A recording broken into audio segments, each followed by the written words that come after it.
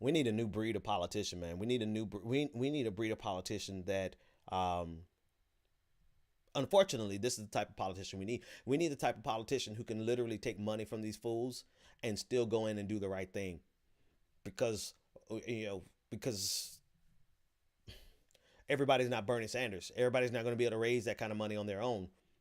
We're actually going to need people who can get in there, take corporate money, and stick it to corporate donors.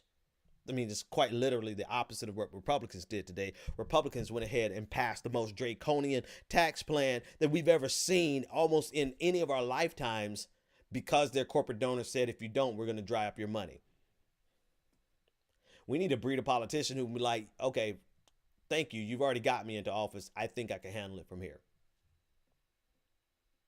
But there's like there's a paradox. There's a dilemma there because and the dilemma exists because of money in politics.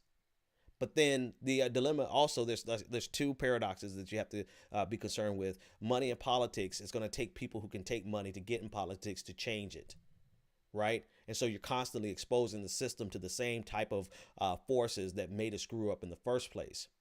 And then the second, so I mean, yeah, so literally to get in office, you're going to actually have to take money, and whether or not those people are magnanimous enough to actually ignore the demands of their corporate donors, absolutely no guarantee. Look how well it's working right now. But the second dilemma is that if they do that, if they do take their money, get into power, and then refuse to serve corporate donors, but are determined to serve the people, well, then that creates an opportunity for some other sucker who's going to be like, hey, I'll take your money, and I swear to God, I will do whatever the hell you want me to do, man.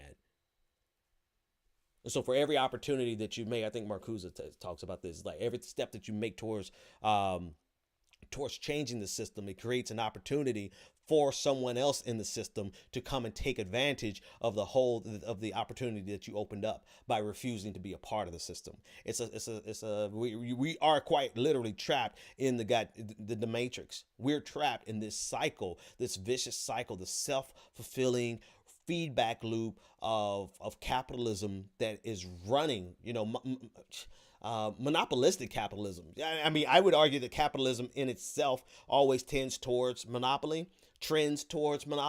But if you want to get specific in terms of like the actual definition, it's more we're living in a monopolistic capitalist society. And in that type of structure where it's literally ruled by a handful of people with the most wealth in the world, they're able to buy politicians. As soon as one politician doesn't do what they want, then that's the golden opportunity for some joker from nowhere to rise up in the ranks and seize his opportunity to be the important character in this stage, in this part of our American play. Right? They get to stand up and get some shine, and they take the money from the Koch brothers, or they take the money from whoever, and they fill in that gap. And so we're almost perpetually stuck in this system unless we get an entire set of people at one time. And this is like wishful thinking.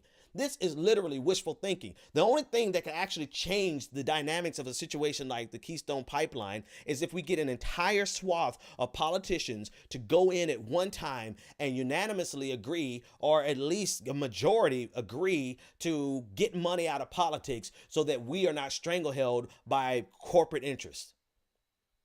And what I just said to you is probably as unlikely as the proletariat revolution.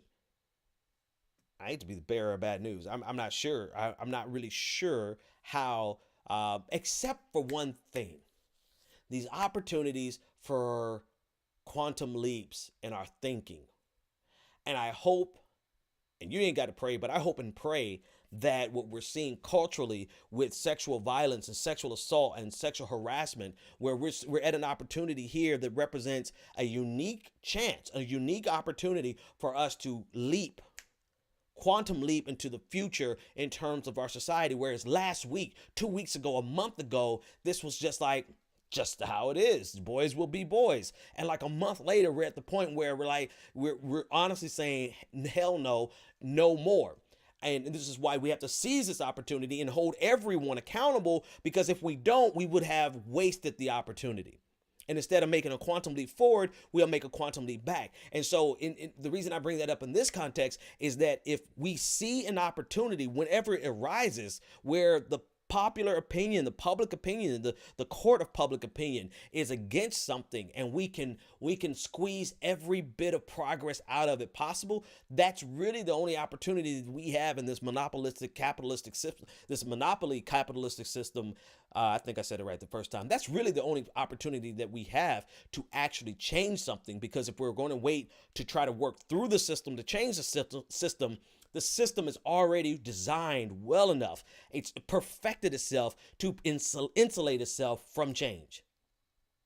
You know what it is? If you ever watch Black Mirror, and the guy, I don't know anybody's name. I don't know any actor's name, so please forgive me. But the guy, the black guy who's in Get Out, the one who was crying and he was almost in the sunken place,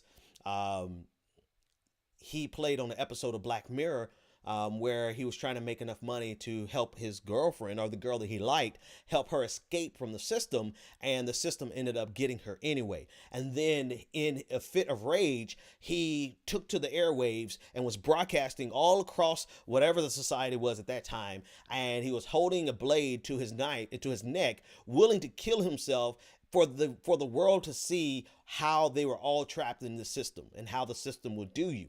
And there he is, laying his heart. I mean, he's the perfect opposition. He's the perfect voice at the perfect moment to change the world around him. He's sitting there willing to die for what he believes, to spark the revolution. And the corporate masters, after he got done with his speech, you know what they did?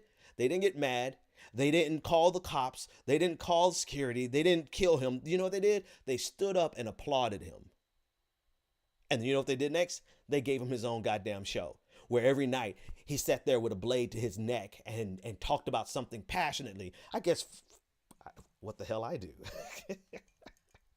The system is I'm a part of the system.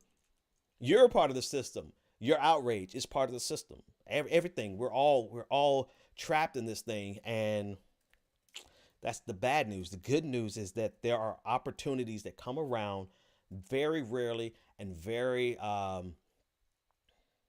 significantly. There are opportunities that come around for us to say, damn the system, damn everything we know, forget about every aspect of what we believe in. This is our chance to change something. We're not there in terms of corporate money and politics. We're not there in terms of tax policy, none of that. The only place I see that we're actually there at a flashpoint where we can change something is with sexual assault and sexual harassment in our society, but it won't change. It actually will get worse if we do not hold people accountable.